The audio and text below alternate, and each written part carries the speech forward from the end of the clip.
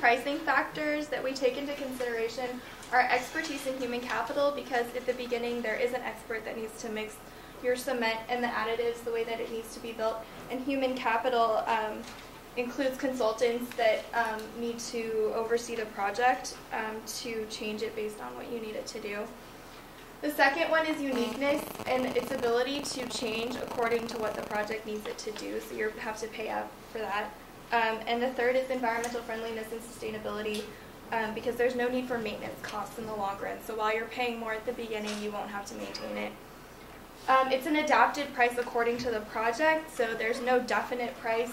So specific to the project would be the amount of time, the additives that you need, and how much cement you need in general. In terms of standardization versus adaptation of this distribution, the product of the cement is standardized. The process by which the products are manufactured is going to be the same. They're going to require the same materials, utilize the same supply chain, and undergo the same manufacturing processes. The distribution is going to be adapted with respect to the facility location. So for example, with our joint venture, the facility location is going to be located near a container port, and so it has to be adapted so that facilitates oceanic and water shipping. Conversely, it's aligned with Spectre, as we mentioned earlier, and they're going to identify a facility that's going to be located near a rail transportation, preferably near the Eurasian Trail transportation. And therefore, the distribution is going to be adapted to facilitate product by way of rail shipping rather than shipping, oceanic shipping. Before it reaches the customer's hands, the product is manufactured by way of a standardized production process. It's extracted, the materials are then processed, and in the blending facility, they're combined and blended, and as a result, depending upon the application of the product, it's then shipped to the customer. If it's used in direct applications, such as building a construction wall, it'll be sent to in bulk packaging and then directly used by the customer. If it's sent to a manufacturing of a finished good, then the bulk packages are going to be shipped to the manufacturing facility of the customer, and they're going to use the ceramic cement to make finished goods such as brick and tile. There's only going to be one intermediary, basically. It's going to be between CeraLith and whoever the shipping company is, because they're going to use their blending facility to prepare and package the products, and then they're going to choose which shipping company to use in order to distribute their products. As was said many times, ceramic cement is a unique product, and it's an industrial product. So we do not advertise to the everyday customer. So commercials, billboards, radio ads do not apply. Instead, what we do is we target governments and businesses, and we provide them with printed reports and informational packets that stress the favorable characteristics, eco-friendly nature and durability, as well as associated cost benefits of using ceramic cement. CeraLith participates in trade shows and conferences which relate to ceramic cement technology in the nuclear industry and such things as ecological effects. Trade shows and conferences not only help measure demand in the market and the market potential, but it's also an opportunity for CeraLith to present to a large audience and to make contacts in Russia. At a lot of our trade shows in Russia, we are represented by our partner, Spectre Conversia, because of their superior knowledge of the Russian language and the environment. Lastly, CeraLith has a company website, CeraLith.com, which provides product overview, applications, performance test data, and clients that are interested in joint ventures or licensing can directly contact CeraLith to gain more information in that respect.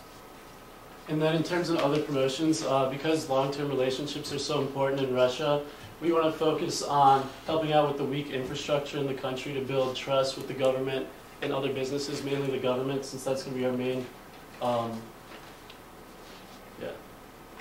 and we're going to focus on roads and schools because much of Russia is underdeveloped with poor schools and many unpaved roads. Any questions?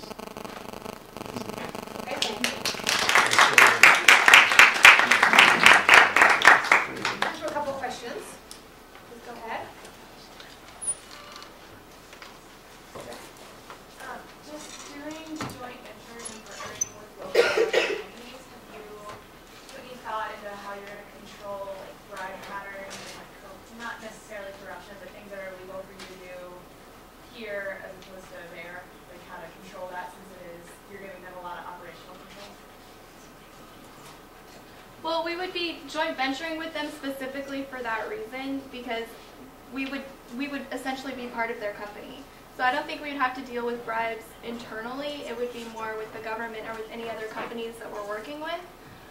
So that would be one of the main reasons to do a joint venture is because they could help us with that cultural aspect. And in addition to that, the companies that we've chosen to joint venture, well, the company that we've chosen to joint venture, the companies that, actually, no, never mind, she answered the entire question. Go ahead. With, there's some economic, obviously, instability in Russia, and I know you're marketing the product towards mostly businesses and government. Do you think, with the higher price that you guys are charging, there'll be enough businesses that have the resources to pay for this new type of cement versus just using what they've been using before? Well, that's basically why we've chosen to target the business segment and the government, because they're the only two that are going to be financially qualified to afford this. But when businesses are going to think about using our products, they're going to probably apply what we learned is the cost performance criterion, and so it's basically a cost benefit analysis. They're going to see what the cost is for our product relative to the performance, and they're going to understand that in the long run it's going to be worth it. Yeah, it's much longer lasting. Also, it lasts like many more years longer in cold weather, which is pretty much Russia. So over time it would be. In your paper you mentioned that licensing was one of the other viable choices that you wanted to make, but I was just wondering if you could state particularly how you think that you would be able to engage in a licensing pact, given that Russia is a country that's endemic corruption and where licensing is not often respected when there's intellectual property. Well, like we said before, the licensing only applies to the marketing material. So we're only really giving them the license to market our product. So they have nothing to do with our technology or production, which is the main part of our company.